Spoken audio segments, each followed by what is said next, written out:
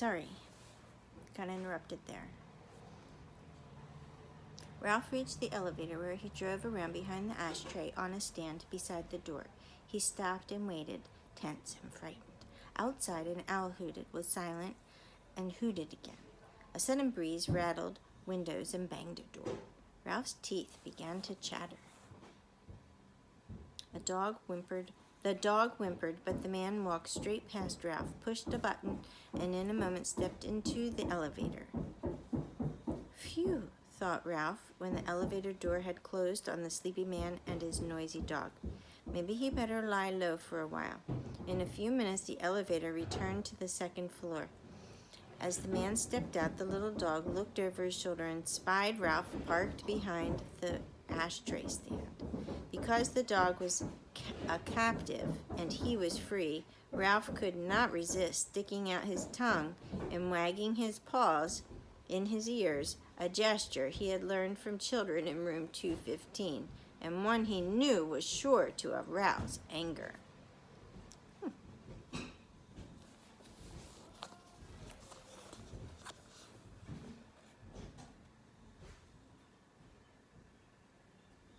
It looks like the man is very sleepy.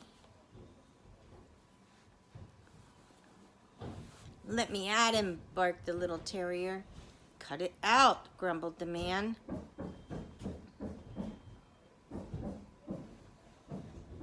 Fumbling for the doorknob of room 211 while Ralph, a daredevil now, rode in a giddy circle around the ashtray stand.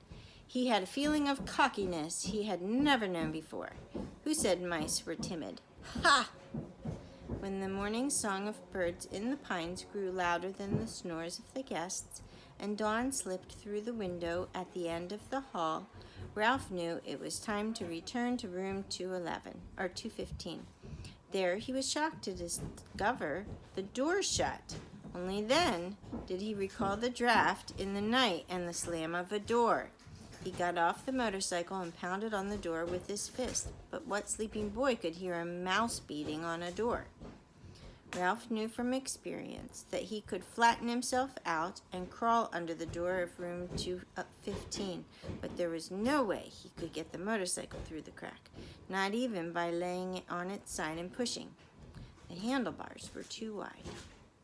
Ralph dismounted the motorcycle, sat down, and leaned back against the baseboard, prepared to guard the motorcycle until Keith awoke and discovered the door blown shut. He was tired after a night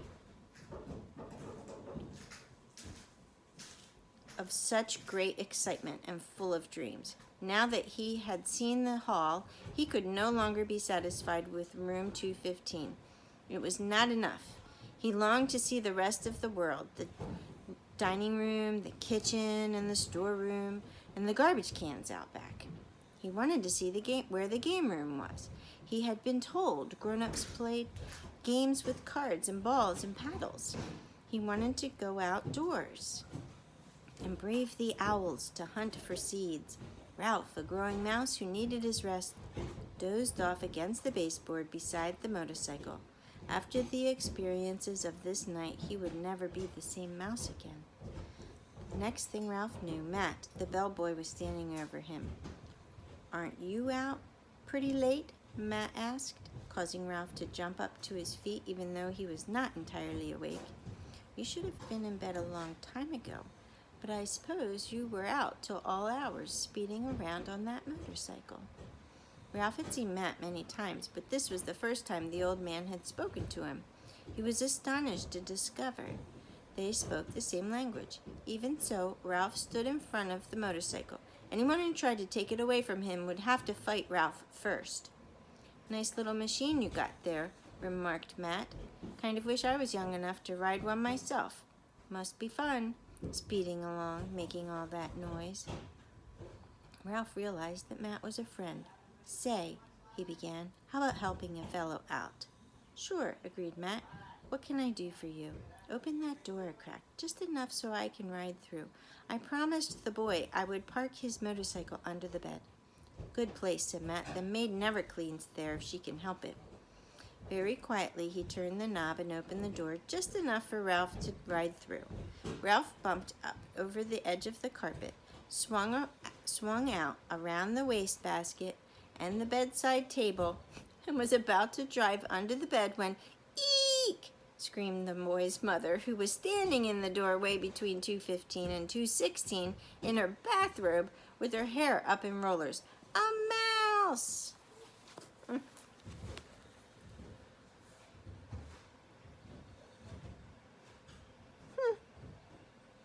Oh my word. He might be in trouble now. Ralph put on a burst of speed and shot under the bed. "Where?" asked the boy's father, coming in from room 216. "Under the bed." I'll look, Mom, said the boy, jumping out of bed.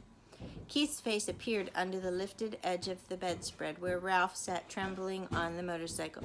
The boy held out his hand and beckoned. Ralph understood. He dismounted and gave the boy's arm inside the sleeve up his pajamas until he came to the crook of his elbow. There he waited, shivering to see what would happen next. Down at the end of the sleeve, he could see the boy's fingers close around the motorcycle. Then he felt himself being lifted as the boy rose from his hands and knees. "It's just my motorcycle," Keith said. "Yes, that's it." The door opened and the mouse rode in. The boy's father began to laugh. "You are still dreaming." "But I'm positive," insisted the boy's mother. "That you saw a mouse on a little red motorcycle," finished the boy's father, and laughed even harder. "You make it sound so ridiculous," objected his mother. "Well," the father snorted with laughter, "I suppose I do." "Well, perhaps I was dreaming," admitted the mother reluctantly. "But I know I saw a mouse. I'm positive, and I'm going to report it to the management. I knew the minute we moved into this spooky old place that it had mice." "Now I've done it," thought Ralph inside the pajama sleeve. Oh, no. That's the end of this chapter. Tomorrow we will read chapter 6. I hope you're enjoying it. Let's say our bedtime prayer. "Now I lay me down to sleep. I pray the Lord my soul to keep. Guide me gently through the night and wake me with the morning light. Amen." Sleep well.